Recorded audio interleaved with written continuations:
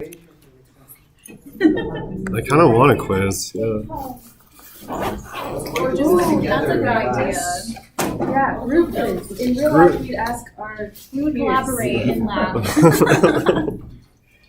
Yeah, so maybe not. Maybe not.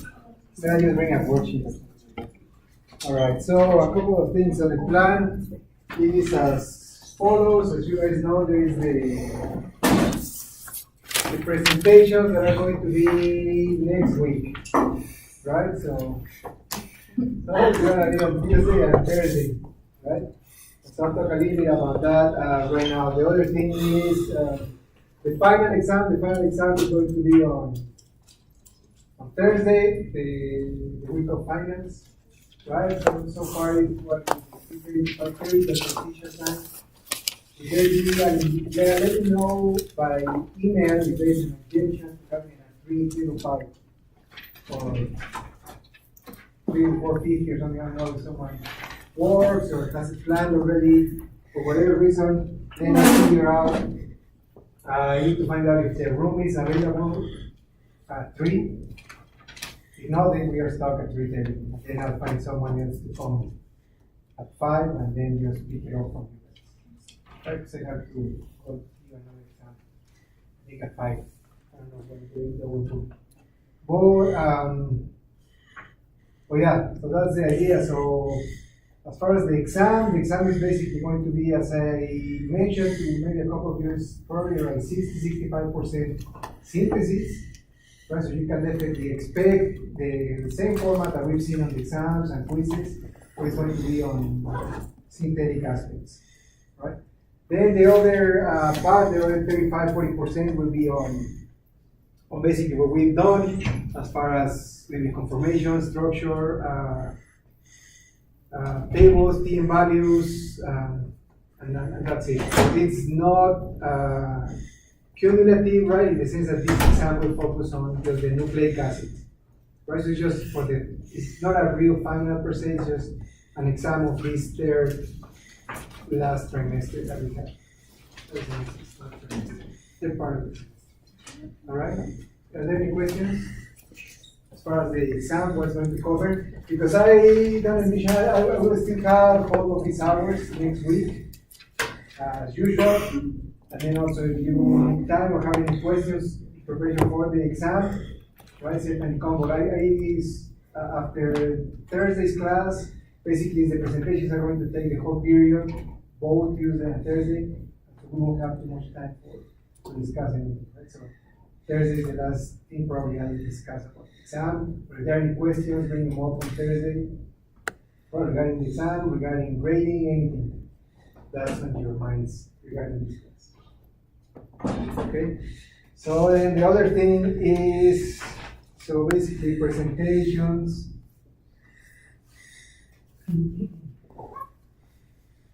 Presentations are December 4th and 6th. They're going to be 10 to 12-minute presentations, or for one group. Next now, which group is that? 18 to 20 minutes. That's the idea. Every group is 18 to 20 minutes. Anything published after January 16th, right? So any paper published after 2016. 2016, 2017, 2018, it's up for grabs. Which reminds me that you guys showed me in 2014. So that will be okay. Yeah, so you can definitely find something new with those instructions. I guarantee you that. But anyways, if you want to keep with that, that's okay. So these are the guidelines. What I would focus on the presentation is basically just going to be the same. There's not going to be retrosynthetic analysis because it's not a natural product scheme, right? So I'm not going to be expecting a retrosynthetic analysis. So basically, just go right onto the synthesis. Certainly have the same format an introduction, right? Not a extremely long introduction, where you certainly want to comment on certain aspects of why the work is important. Right? So basically, you are going to describe the paper, the full paper, more in detail because you have a little bit more time. It's also not a very long time, right? So you have to choose also what you want to say. What I would say is certainly an introduction. Most of it, I would say 60-70% I'm expecting to be synthetic analysis, right? Certainly choose your routes, your synthetic strategy, how you want to word those, what you want to say about the paper. And then the next portion, I would say, focus if it's stability, if it's structure, if it's a bioassay, if it's IC50 values, transfection assays, whatever they do on the paper. So what is the impact, right? So how were these oligonucleotides good for? Or again, if it's just a nucleoside derivative that's being made, so what, right? So why was it made for, and so on, right? So, and that would be towards the conclusion. Does that make sense? Are there any questions on that? So again, maybe 10-12 minutes sounds like a lot, but it goes pretty fast. Like you'll be able to, yeah, definitely. Make sure you keep practice, or make sure you keep it on time. Make sure you use the right language. Right?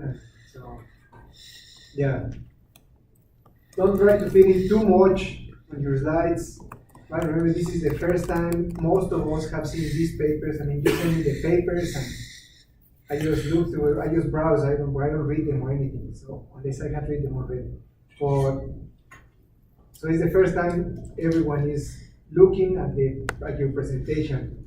So keep that in mind, right? So you're doing your presentation for an audience that hasn't seen this before.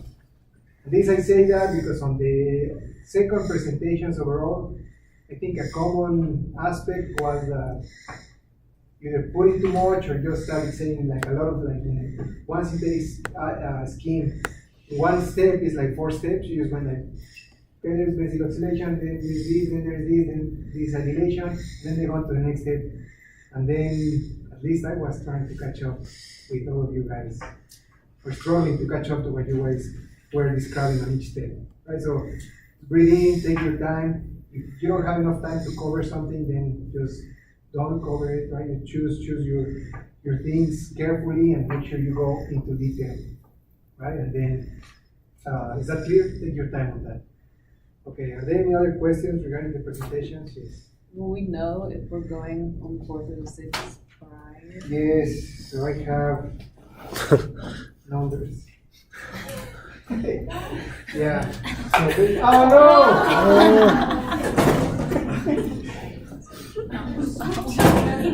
So Everyone! Okay, no, 1, 2, 3, 4, 5, 6, I'm missing one number. It's on the ground. It's right there. Oh, yeah. Everyone, come on here. Okay, so yeah, no, everyone. Yeah. Someone in the group, just grab a paper.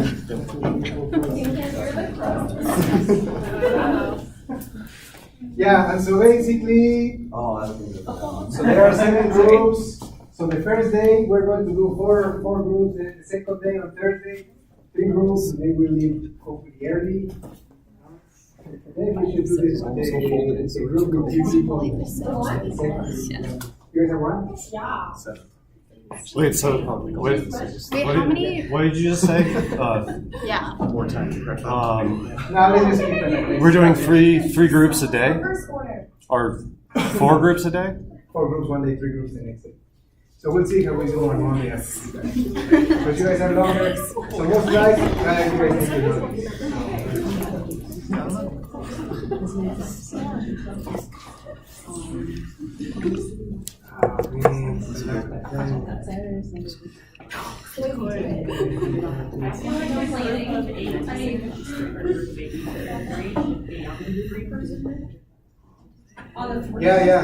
Yeah, of course, but then if that's the case, then because they're number 1, then Tuesday is going to be we get out early.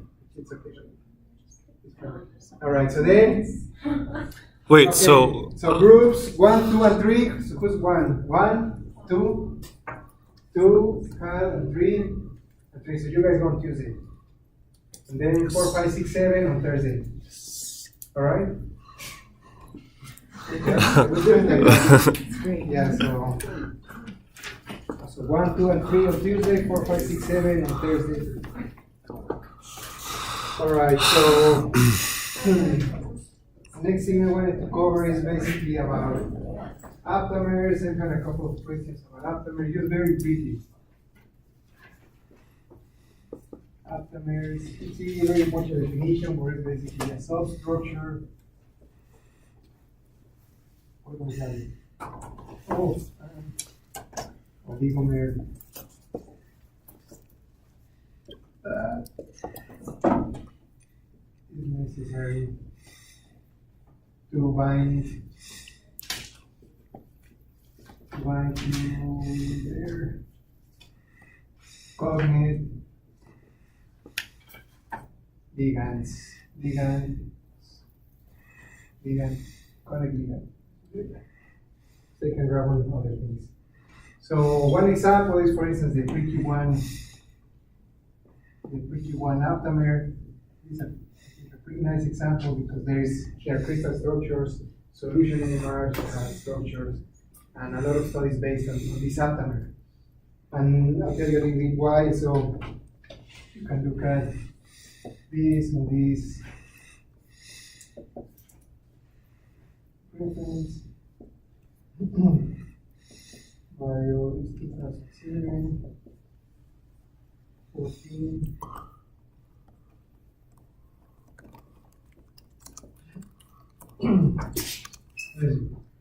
So essentially the biosynthesis of this, so I'll tell you, leaving of the background, so why this is relevant. So the biosynthesis of the capices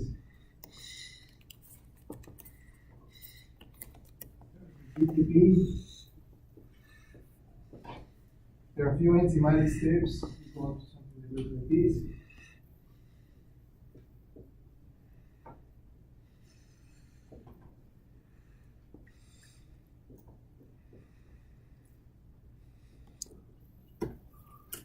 Then it's going to be reduced. This is all an enzymatic process.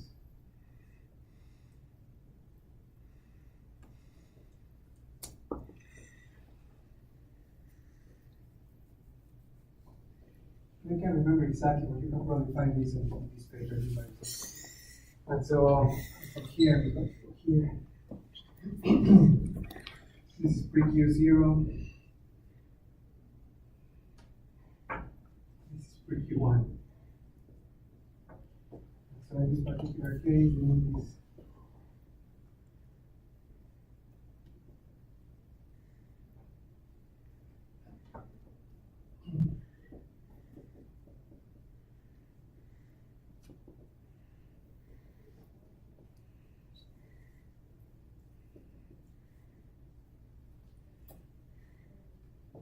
Otherwise, in this particular case, QQ1 is incorporated into RNA, and so then eventually what you get is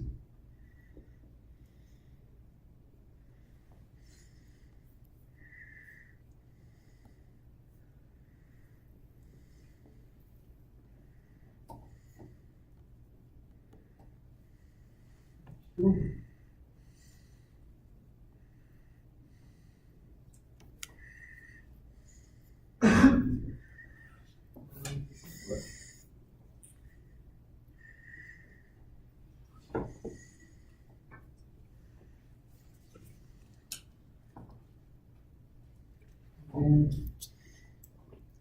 basically the only change that occurs here correctly.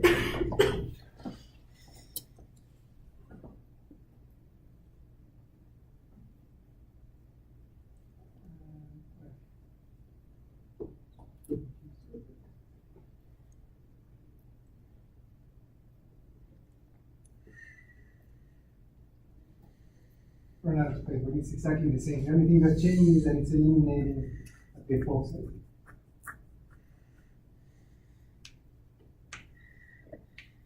This is Eosin tRNA. tRNA.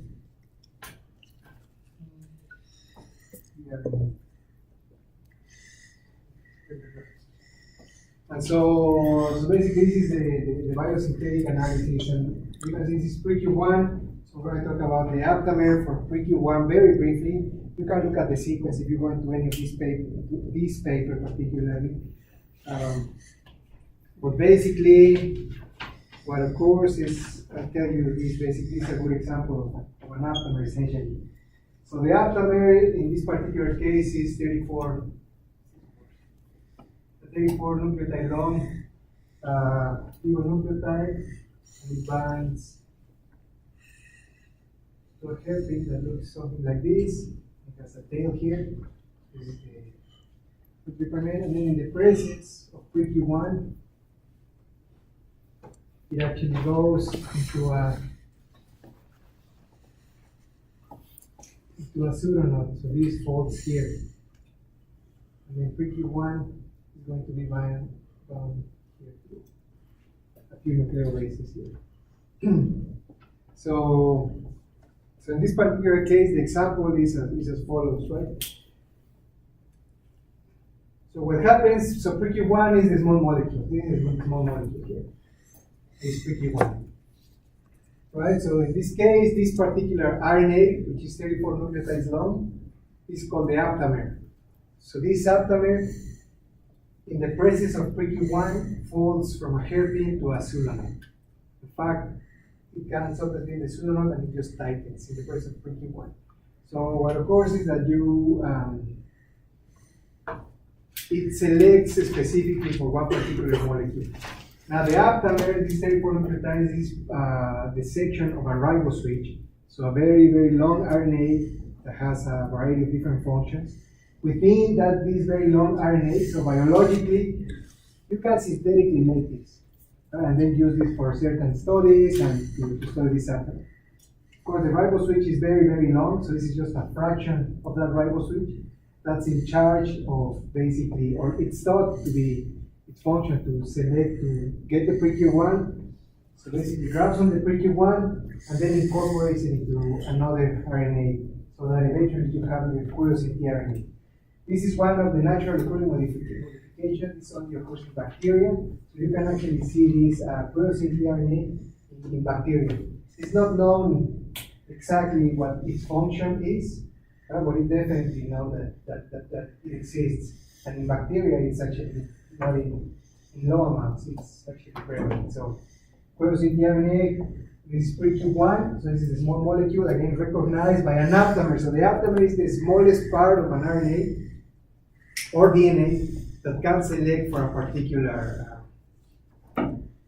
small molecule. It could be a small molecule, it could be a protein, it could be an ion, right? So something just from very small as ionic molecules, ionic atoms with ionic character, to small molecules, to very big protein, big enzymes. Right? And so because these aptamers can target enzymes, then you can imagine they can be used as, the hope or the idea is that these aptamers can be used as antibody, to replace antibodies, right? So because they're more effective. They're smaller than antibodies because 34 nucleotide long RNA is very small. This is one of the smallest aptamers. Typically, aptamers are really big. So there are aptamers that occur naturally. There are aptamers that have been developed through selection processes. So basically, chemically, you can target different aptamers. So you can target proteins, small molecules, whatever might be the case. But in this case, we're not going to go too much into detail other than what an aptamer is, and then just a small example. So the next class, what I'll do at the beginning of class is just go a little bit on the antisense technologies, just a very small introduction. You've probably seen a little bit already how they trigger mRNA degradation. And so that's what we'll do next time, and then just do a few more examples on synthesis. Are there any questions on this? I don't understand what the dash line on the right. These ones? Not that one. This one? Not like the other. Oh, Those this? ones. Yeah. Well, this is my attempt to put pre-Q1. Oh, okay. I see. And this is just hybrid bonding interactions.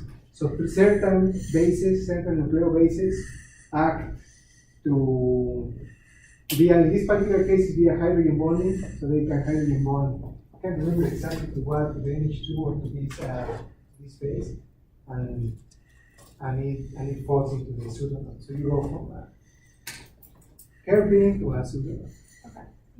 Okay.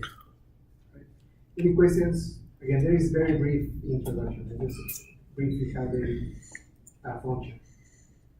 Now, again, the important aspect here, we have biological aptamers, aptamers that are occurring naturally, and then aptamers that are developed in the lab for a variety of reasons. Right? So we're not going to go into celiacs or selection processes because that's probably a whole class in itself, but there are aptamers that are developed that are not necessarily naturally occurring. Right? But in essence, an aptamer, even if it's not naturally occurring, is just a section, the smallest section of an RNA, in this case a 34-nucleotide long, that can select specifically for a particular target. That's it. Does that make sense? So some of the I'll just leave it like that. We're not going to do an analytical thing. Any questions? No? Alright, so that's the idea. So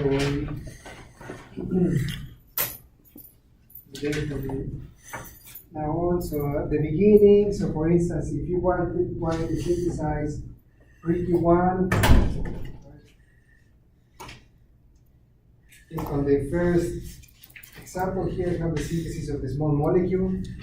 So oftentimes, if you want to test this aspect, right, you can synthesize the small molecule, right, and you can synthesize your RNA, and then do a few tests. So a synthesis that's pretty robust is at the beginning, just as practice. Make sure this makes sense.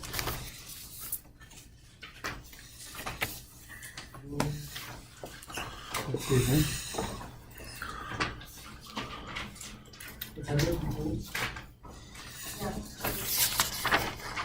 So then what we're going to do is, that is basically what we've been doing. So what I would do is, when you're looking into this, into scheme 1, cover or just fold it, right? Fold it so that you can, or cover this part. And then the first thing you should do is see if you can write every reagent, right, based on the transformation. So I would do that at certain. Then let's look into this. If you flip the page, basically there's a scheme 2, that's from the same paper. And then what the target is right there. So that's what they're incorporating at the end into the RNA, right? So on figure 1, right underneath scheme 2. And then table 1 is basically the TM values there. So make sure you read that and see what the situation is. They are green and red. Make sure you read the label to identify what it is. And then if you go on the next page, there is the reference and the synthetic analysis. So this is a very common little, actually just in both. There's two schemes. There's scheme 1 and scheme 2, right? So vertical here. And then figure 1 is basically why they are trying to do the reasoning behind synthesizing these modifications. And then the TM values on that table. So that page is one page presentation. That makes sense? Okay.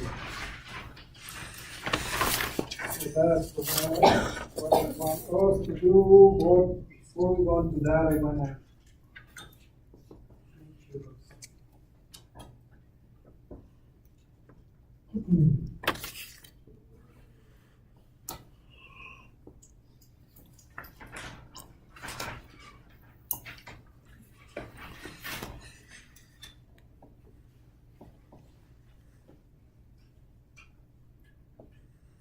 I think some of you guys, I had a few questions from some of you, and so I want to make sure that this is clear. So if it's clear to you, that's okay. If not, then Just bear with me for now. All right, so what is the idea behind? So let's look at, for instance, at the target 14. Right, so target 14 looks like this on the first page.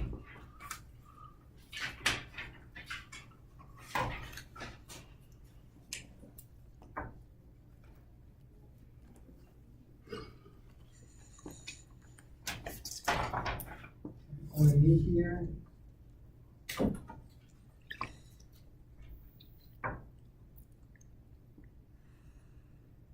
Typical phosphoramidite. Over the NPR. H. COCF3.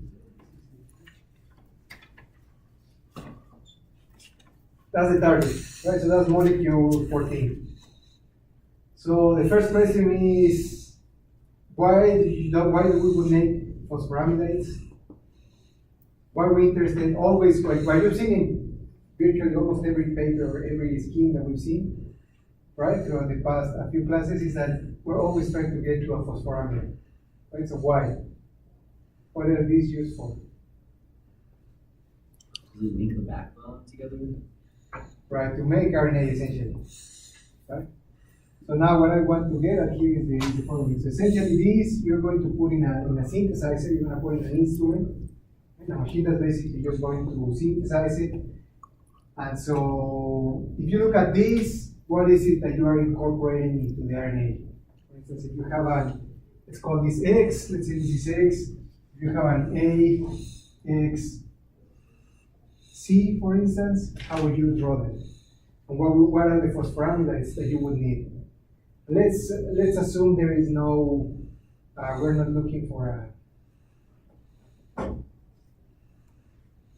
let's say, let's just do it like this. So this is the 5' end, this is the 3' end. Right? So what are the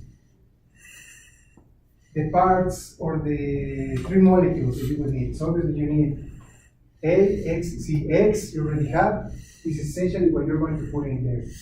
So what else do you need? Like if you were just to just start, you want to synthesize some RNA, in this case it's modified because you made this modification, you were interested in this, what else do you need? The phosphoramidite of both the A and The C. phosphoramidite of adenosine and cytosine, right? So the phosphoramidite of adenosine. As we discussed at the beginning of this class, the exocyclic amines are always protected. This has a benzoyl group. The phosphoramidite in this particular case is going to be a cycle protected. You also need the phosphoramidite here.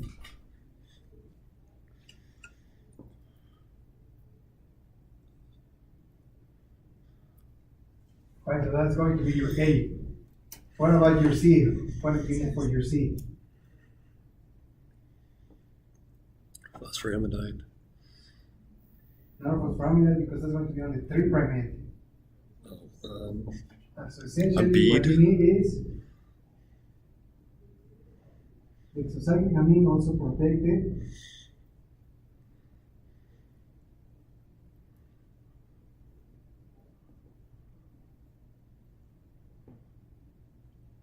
All the nucleophilic hydrogens have to be protected. This is going to be a trio. And then this has to be attached to a solid support, so we're going to call it CPG. Right, so your 3' end, you have your solid support, so you can carry out the synthesis. Then you put your tridylate, right? Put your add your activator, add your next phosphoramidite, right? Then oxidize.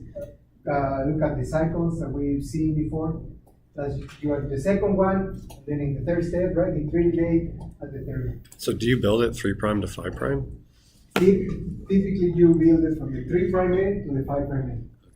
There are ways in which you can do from the 5' end to 3' end, and it's synthetically because of of the way some or the stability of some modification that you have to do that. And so those take more effort, a lot more effort. And so typically, if you can, you go from 3' to 5'. And so then, yeah, you're right. The first thing is here, start with 3', this one, and this one. And that's your solid phase synthesis. So the question now is, what does this trinucleotide look like at the end? Of course, on the 5' end, you have your adenosine. And at the end, I mean, once everything is back, and do this. So after you take it from the instrument, right, the way this is going to look.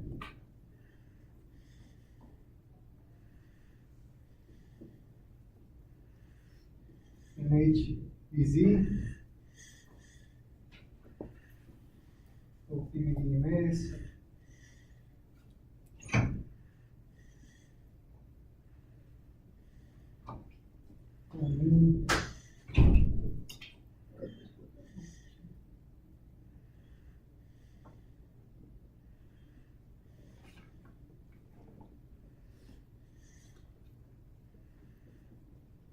typically, you can keep the trial group, you can get rid of it. In this particular case, you're going to have your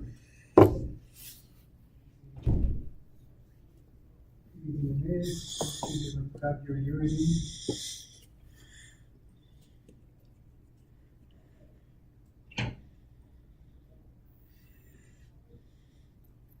And then what else? Oh, NHCF.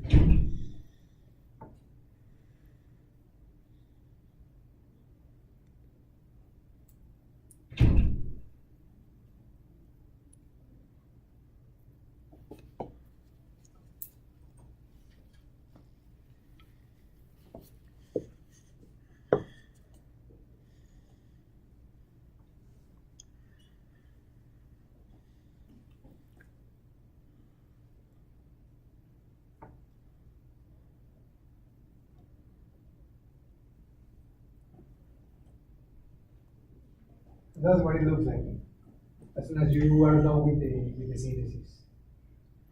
Right, so you remove it, your whole RNA is protected. You still have the benzoyl, it's oxidized. Right, but now you linked all of your nucleotides. Right, so you start with C, then you added then you added this, your modification, then you added adenosine. And at the end, you can leave the triple group or knock it off, depending on how you want to purify. If you want to purify the HPLC, oftentimes you leave the triple group. Or oftentimes you can just take it off and you'll still see it now. So that's what you get. And then after you do the protection, so let's do, for instance, AMA, which is ammonia methylamine treatment, and then fluoride. You do HF. So ammonia gets rid of all of your acetyl, benzoyl, ethyl cyano, all of these.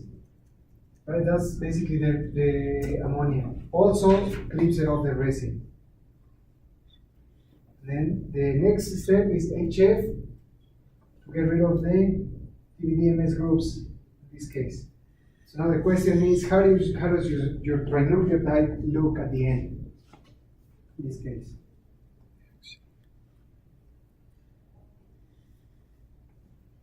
So we're going to see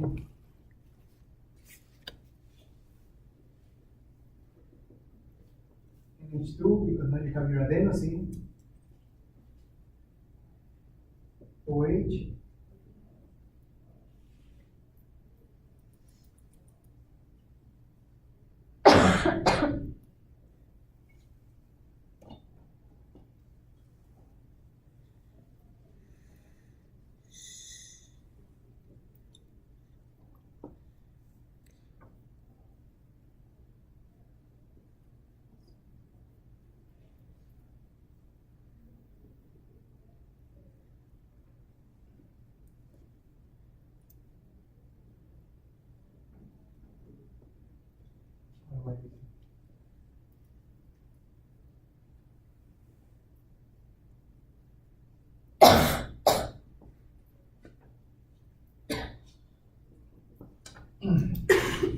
Then, so what am I missing? What is the modification? Basically, what is the modification for?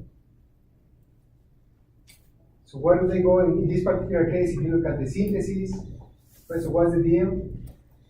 So if you look at the phosphoramidite, what you are looking for is, well, what is the modification? Number one is they're protecting the 2' position with a methyl. Then number two is, how would this react with base? It's an NH acylated, deuterated is an oxygen. Deuterated with ammonia. The ammonia is going to react with the benzol, react with the acetyl, react. This is also an acyl group when it's a trifluoro. So then what do you get at the end? NH2. Right?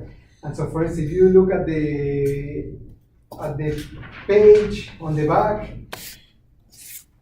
right? If you look at figure 1, which is right in the middle, you see that the modification is actually a methylene with an NH2. So they are making the phosphoramidite. It has to be protected with this group. In this case, they found that this group is better than acyl and so on. But at the end of the day, it's because you want to incorporate NH2 into your RNA. But it has to be protected, otherwise it cannot enter the cycle of the solid phase synthesis, or you'll get like a mess. Does that make sense? Is this clear? So whenever you're looking at the modifications of the phosphoramidite, you want to be thinking about, okay, so what is it that they're really incorporating? So how does your RNA or DNA look at the end? And so in this particular case, in any site that they add their modification, it's gonna, you can think about it looking at something like this. Okay, and in this particular case, they found these modifications actually also have to double check. I think they say that they remain the C3' end of position. So I'll check right now. So when you see those modifications, right, you want to look at the TM values and see how these particular modifications are affecting the structure. Does that make sense? And so then use the same analysis for the last page, right? So the organic layer paper, and then see why are they making this phosphoramidite. This is slightly different, not slightly, completely different phosphoramidite. It's a dinucleotide that they're putting into their synthesis, right? So what is the modification that they are putting, particularly when they have the sequence on the table? That is so that you can read a table accurately. Yeah. Are there any questions on this?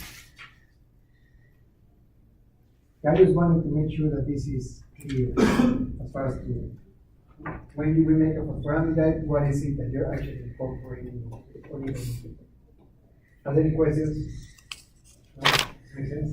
So, in the phosphoramidite form, we only need like a protected group. Like this? Anything that's nucleophilic needs to be protected. So all the OHs need to be protected, all the NH2s need to be protected. So that's why in this case they're incorporating a primary amine, which is nucleophilic, so then they need to protect it. Okay, are there any questions on this? No? Alright, so then let's go ahead and start looking at the first page. Yeah, certainly you can skip the pretty ones, that's pretty boring. So let's go on to the oligonucleotide. So scheme 1, the first page. So start looking at it, as I said, cover the reagents and see if you can come up with all of the steps. I think you should be able to, based on everything we've covered so far. This one, I don't think there's anything really new. The next paper is definitely some new things that I'll talk about, that I'll at least have to put in the board. Let's look at this one for now.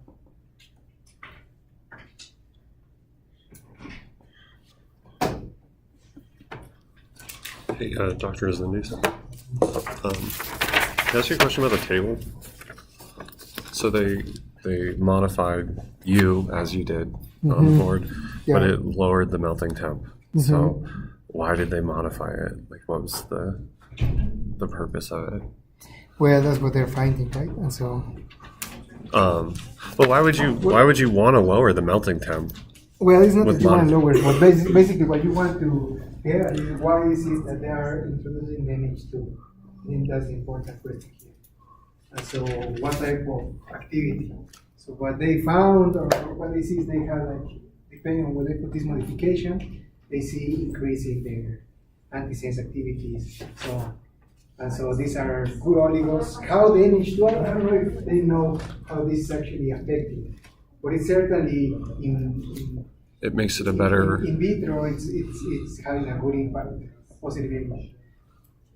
Now, Okay. what you say is like it's definitely it's destabilizing, Yeah. right? So that's Um, is that required? Is that desired? Not desired? So how many of these can they put before oh, it okay. actually Yeah. Okay. goes too low, right? So those are the types of things that we want to get. And also, I think what they do is also they have the OH versus just the methoxy. So how are those stabilized? Also, they have an assay where they, if you look at the paper, where they do the stability towards ribonucleases. And so Yep. there are different aspects that they look at. But the methoxy just protects it from ribonucleases. There you go. Yeah. So okay, cool. Cool.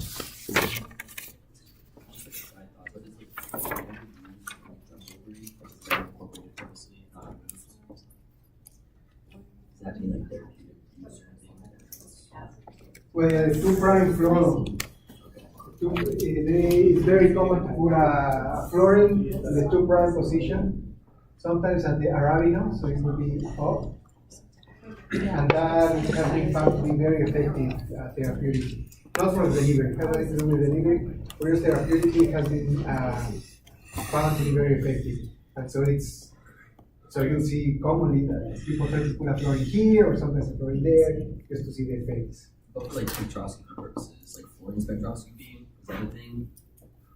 Well, yeah, so there is, so then of course if you can somehow, right, figure out a way in which you can deliver fluorine, radio-labeled fluorine, then that's basically PET imaging.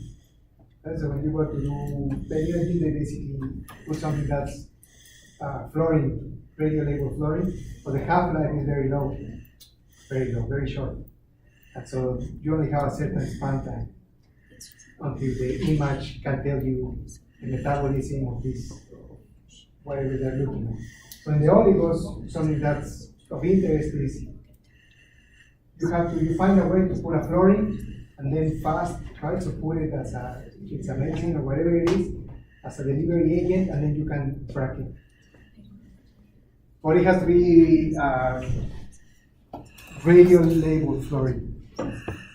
And the half-life is relatively short, so but it's nice because there is it's not too bad for you.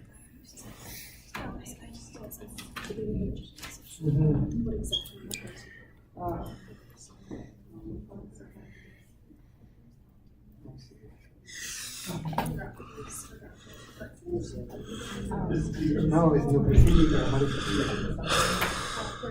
Yeah, so nucleophilic aromatic is here. So you want No, where is it? I'm doing good.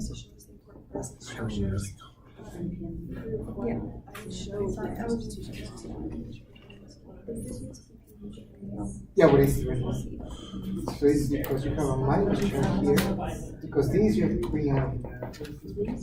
I was just showing the structures of this. I was showing it's the minus terms. But it is because of This is text here. what it is because of the aromatic structure. You have to show that. Yeah, the resonance structure of the important aspect, right? So because it attacks in both now. Oh, well, I guess The one is this one.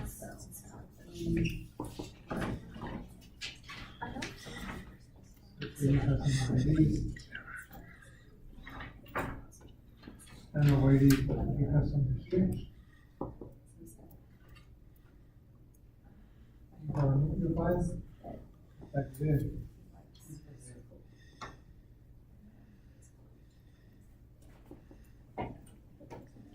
Now you have minus church here, Okay, I have, and then is what you did. but I have, okay. So you don't have. You said just to draw residence, so. We got the reading right. I see, oh, and I also have another question though about. Oh, that's not the right reason.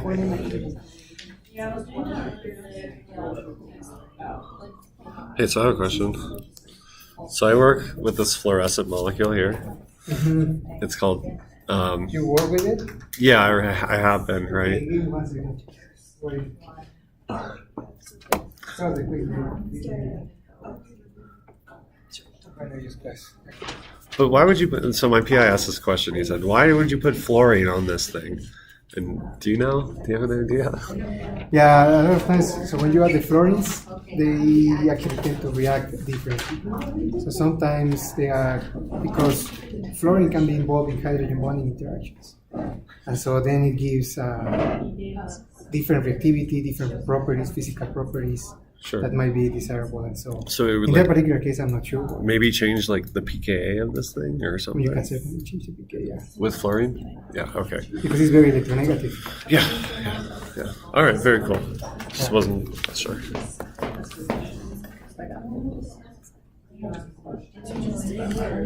Change the pKa.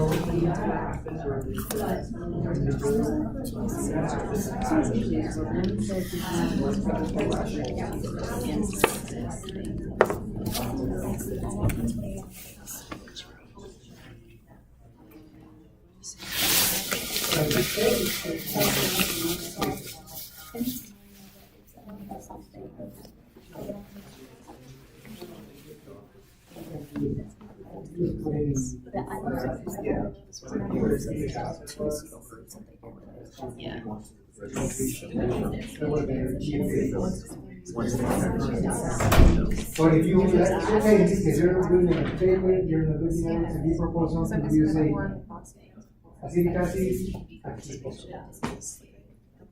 and then. So they're very related to PFA, and this paper, you look for it. A lot of your groups have been stable other acids. So if you can do stronger acid than one. Or if you have like like C1 acid, they by a group, then it's not the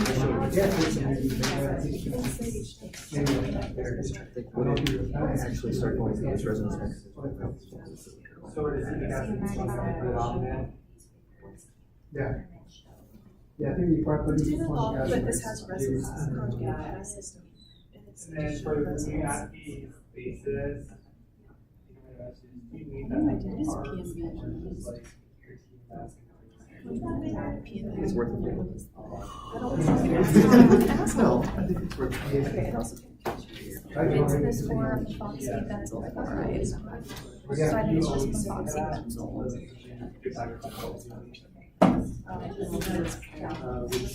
Yeah, it's very good.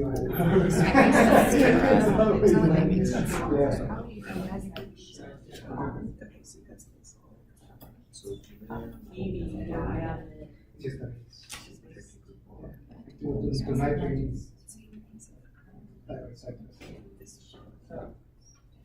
So two cyclic structures to nitrogen. Say like say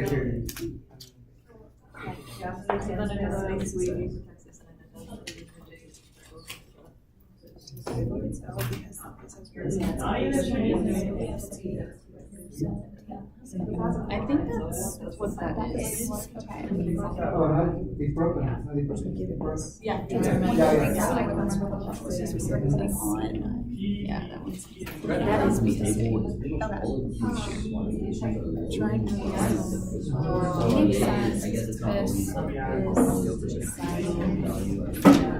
Well, in this case, for instance, they are testing the indication, right? You look at the paper, you know, like biomass. Or if they want to do practical, there's a key then you want to wear something like when you see more than actually stabilized, not by I mean, a degree really is essentially or maybe they can get away, yeah. I have two questions. So, this to this, and then from this one to this one. So we use PDOH and we use PDC here. Is that because of this PMB group, which is why they use PDOH? So is that still on there? Oh, yeah, so what you see is that it Okay. was, Okay. and that's, they don't want it. So even though it's aromatic, you wouldn't expect it, but what it does, because it's relatively reactive, they're low. And so by using that condition, they found that reduce that consolidation. So then they do, yeah. It doesn't. Right. Right, because we use the activity of the catalyst. So if you did like H2 PVC, then that would probably reduce it a lot. No, you don't have to go to reducing agents. I don't know, the batch they had probably was very active and that's what they observed. Maybe they have like a setup where it's under pressure all the time and maybe you do it without pressure it works. Okay. I mean, they wouldn't expect the palladium to reduce it. Yeah, they did a smaller amount for that too. Typically, you need stronger. Like to do this, you need like rhodium-based hydrogenation catalyst, Okay. and that's definitely you want. Some reasons you want to get this because this is an actually a modification that occurs on the oxidating damage. But in this case, that's definitely not what they want. Okay. And then what's CAN? CAN, C-A-N. Cerium ammonium nitrate. Okay. PDQ. So So it's it's just a base. an electron transfer agent. Yeah. So CAN and DDQ are electron transfer agents. And they work well on the paramethoxybenzyl to knock that out. Okay. And then you're pretty much just doing a experience with that and just move the electrons around so that you can like move the electrons back and then kick it off. You form a radical cation on the paramethoxybenzyl, and that falls off. That's going to fall off as an aldehyde. Okay. Yeah, I can draw it right now. Okay. Thank you.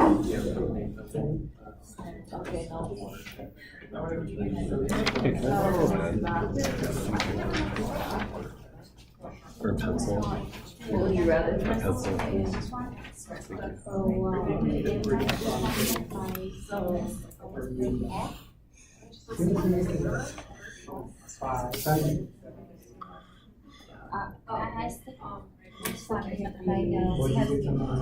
Well, you have the access to the book.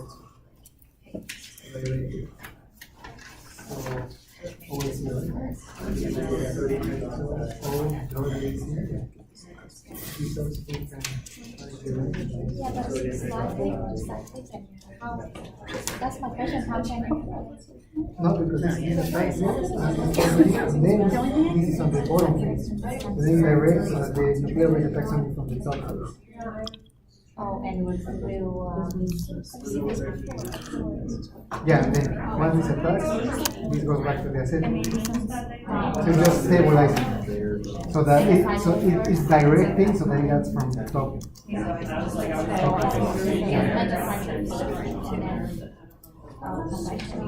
Yo no have a connection.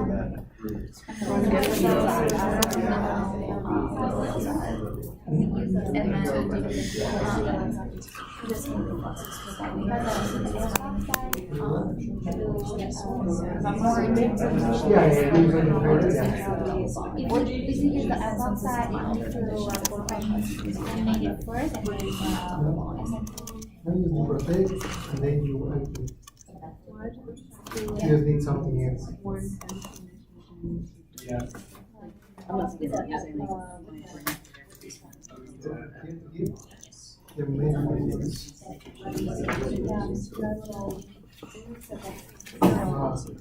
no, because then you want to make it a little bit and if it attacks from there, you make it a top side. You get the Arabian. But either way, I'll So even if you were to make this a little, you will get the opposite entity. So, how does it work? The message Protein is in hydration. I just need to- Yeah, and I was like, oh, okay. Right, and then you never lose you're not losing the carbon. But if you do with the actinides, you don't need to worry about that. The hydride or the what? The what?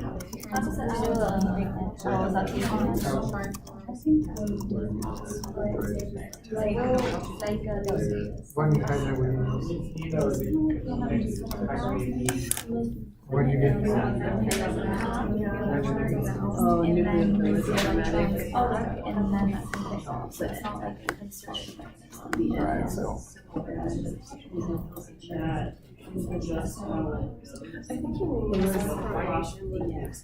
Yeah. Oh, so the pH. Yeah, so it's not like a. It's like. There's a negative charge. And then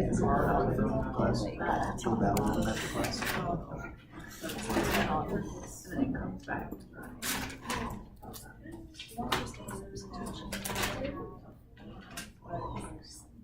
The next one is. And it comes back.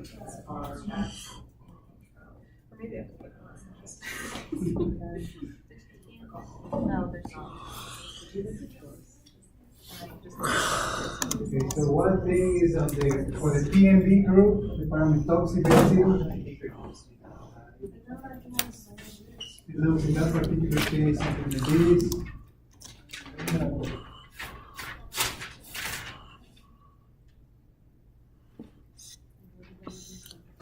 This is the PMB. So PMB is parametoxy-benzyl. Right, so that's your PMB group. This one typically falls off if you add BBQ or CAN, so cerium ammonium nitrate or dichlorodicyano, that's basically an electron transfer agent. So to electron transfer, what you get in this particular case, and this is relatively mild in these two reagents. So that's why it's a nice group. You be protected, and you get out the aggregate. So that's it, yeah. So at some point, you're going to generate a radical cation here, and this oxygen is going to kick in, so you're going to have a methyl derivative. So an intermediate here is going to do something like this. We've done this before. It's very similar to that. Right, so again, the main idea here is that the CAN, cerium ammonium nitrate, or DDQ, dichlorodicyano, are going to transfer electrons onto here to eventually form radical carbocation. They're going to have hydride sheet, then eventually go to the methyl derivative. So that's basically the PMB and the ways to be protected. I think in this case they do what can, and actually now that I'm thinking about it, in the next example, I think or not. So there was another example where they use BBQ.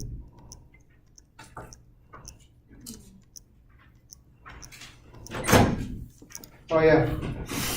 So on the second problem, the second page, I'm going from 4 to 5. You'll see that they have DDQ and they also have a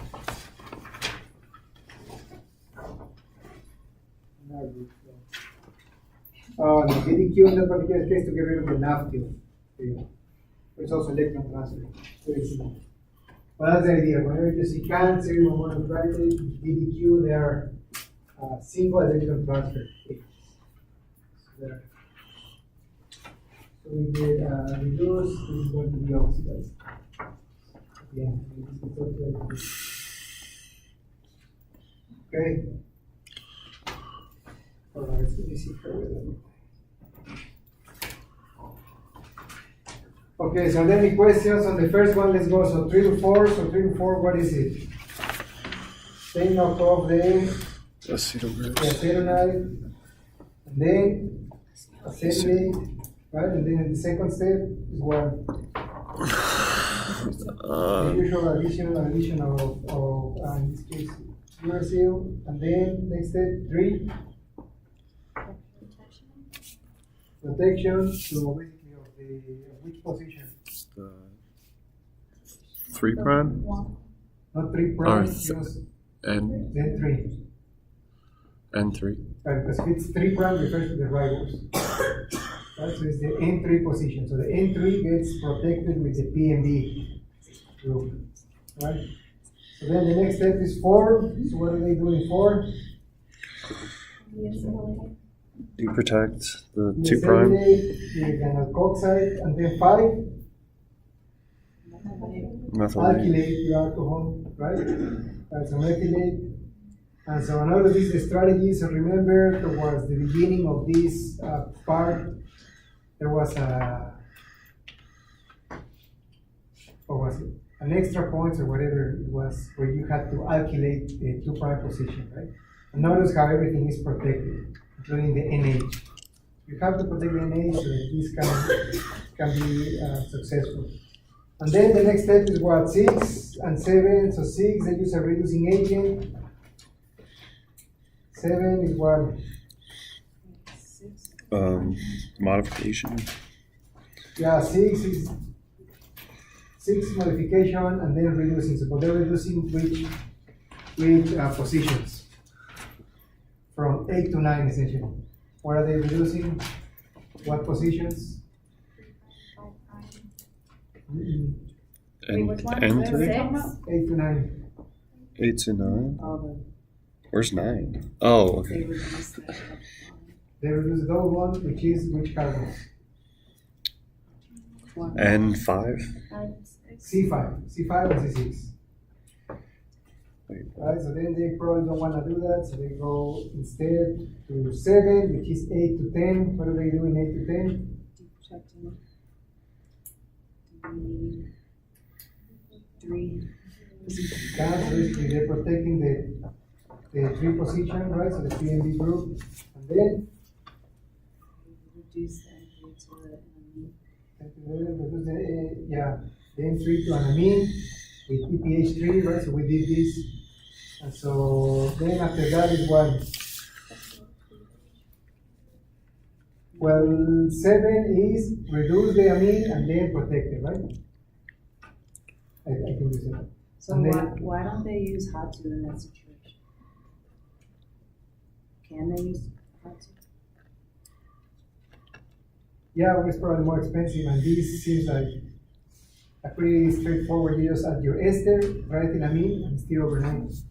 It looks, if you have had to, the had to reagents are pretty pricey. They're very effective, but they're pricey. And in this case, they can get away with 71% yield. So actually, 100% yield. So never mind. I think that's probably why they just did that. And then 11 to 12 is what?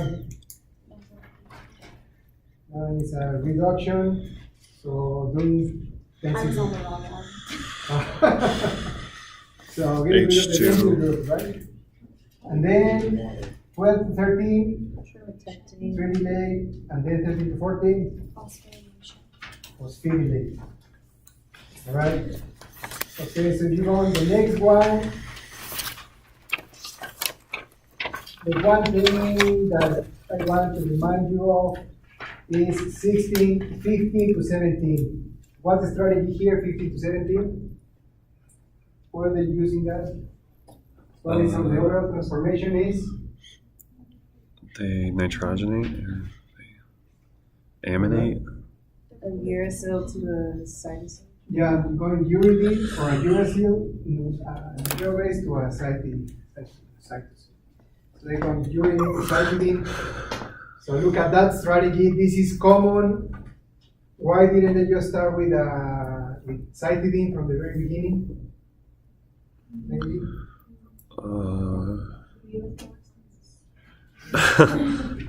It's not that, maybe a little bit more expensive, but not that much. So Cytidine can be deaminated readily, chemically. And so uridine, you don't have to protect, you don't have an exocyclic amine. So you just do the chemistry with uridine, and then you can just readily convert uridine to cytidine, right? To go 15 to 17.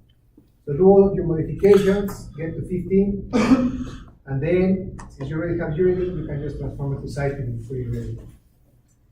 Okay, so that was basically the reminder there. And so then in the TM table, so what do they do? What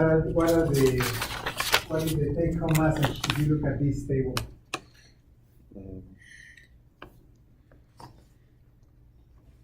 Modifications are destabilizing. Modifications are destabilizing. So what's red? What's the U in red? Because that one is stabilizing it, right? Yeah, very. Methoxy, 2' methoxy is 2' methoxy, no amine. So it's just 2' methoxy. And the 2' methoxys are very commonly used because they tend to stabilize the structure of the duplexes very strongly. And so that's not uncommon that they're seeing stabilization, or they are seeing destabilization in the other. Are there any questions? All right, so let's look at the next synthesis. So in the next 5 minutes. So let's look at figure 1, for example, to begin with. So look at figure 1. I don't think it's very straightforward. It takes a little bit of time to look at it to see what they're trying to do. So what they're trying to do is just fix the structure. You can certainly, I encourage you certainly to go and open the primary source, look at the paper, and you'll be able to see what they mean. But they're trying to lock the ribose in a certain conformation. So that's basically on figure 1. So now just look at scheme 1 and scheme 2. Of course, in scheme 1, you start from 2, right? 1 to 2 is reference 11. So don't, yeah, probably I'm not interested in that. So just go on 2, starting from 2. So what is it that they're doing? I think you should be able to follow everything up for the most part.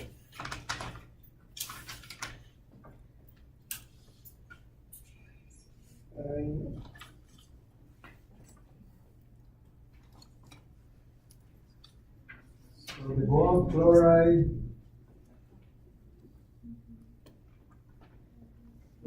siloxy.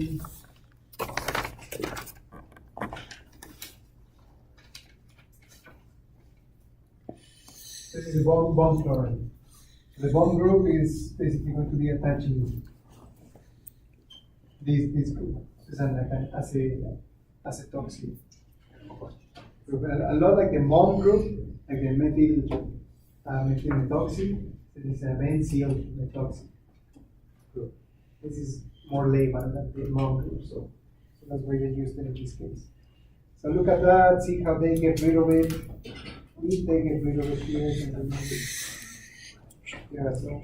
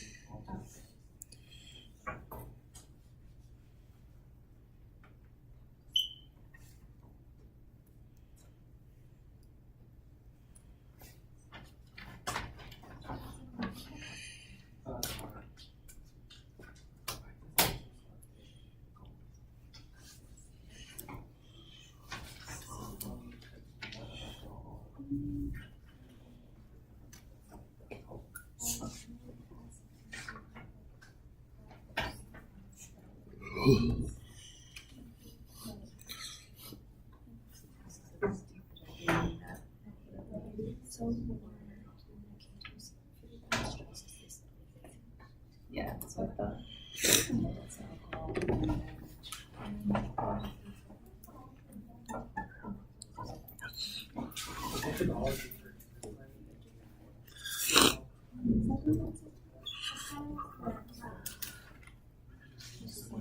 Yeah.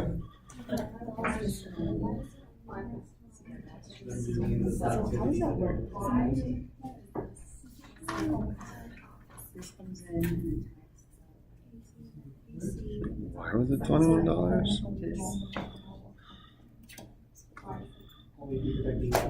So is it Yeah. like how I? Like the seal here is negative. No, there's not.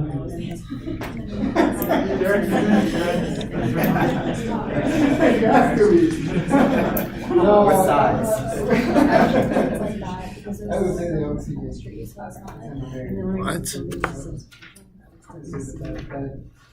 That's not part of the defense. Yeah.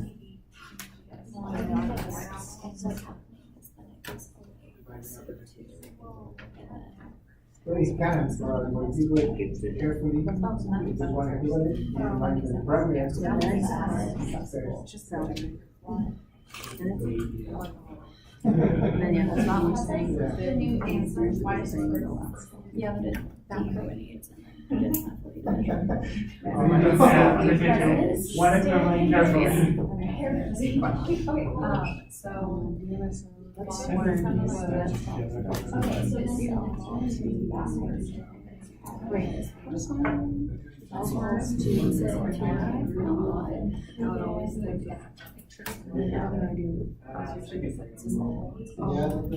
true. And then it's just a type of. And then they so then it would be the same. That's easy, though.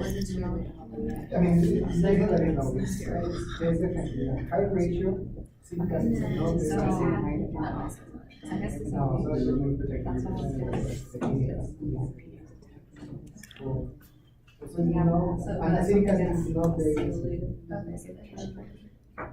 So we have an acid, so this one goes away. Right, yeah, well, those are the questions, why is it these one? These are pairs. I mean, it's my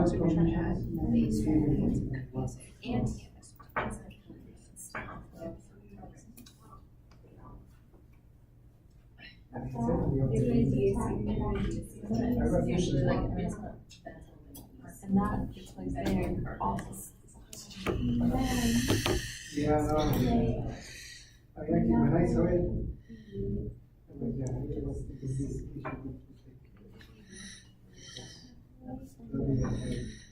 So now you have to always be because the one money, but maybe need more stable.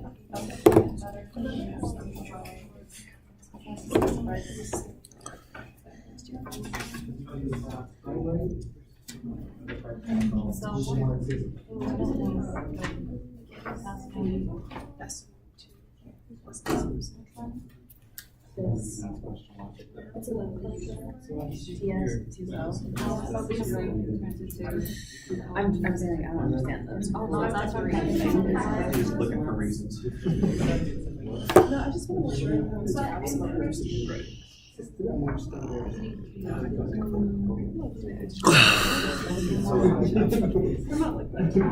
So, did you make 4 and then this?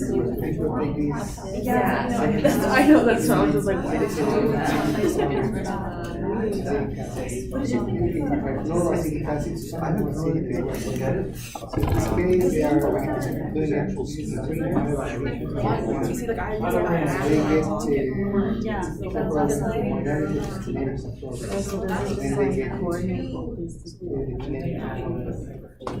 Is that tips? That's just the one you were saying.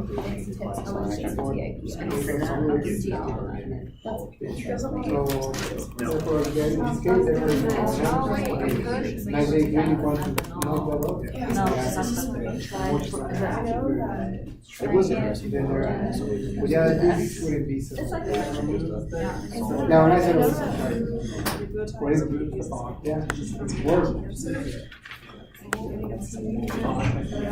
Hey, so I want to do my research on this pegotinib, but it doesn't seem that there's many papers past 2016 on. Because no, it doesn't It's matter. a- If you find something older, but it's of your interest, just go. Okay, and I can send that to you, and it's okay. Okay, cool. Just Very make sure that it has enough material. Because this is a drug that has been approved. So It was approved. yeah, so as a consequence, See, protected rights. I mean, so I don't know how much you're going to find. well, so should I look for a drug that's not approved? No, it doesn't matter. Well, if I want to talk about the synthesis of it, is it going to be easy? Just find it, yeah. If not, then you'll see what the modifications are, then you can just put it on. Well, and that's what I've looked. I know what the modifications are. Yeah, so that would be okay. Okay. Okay. Very cool. Thank you so much. Yeah, sure. like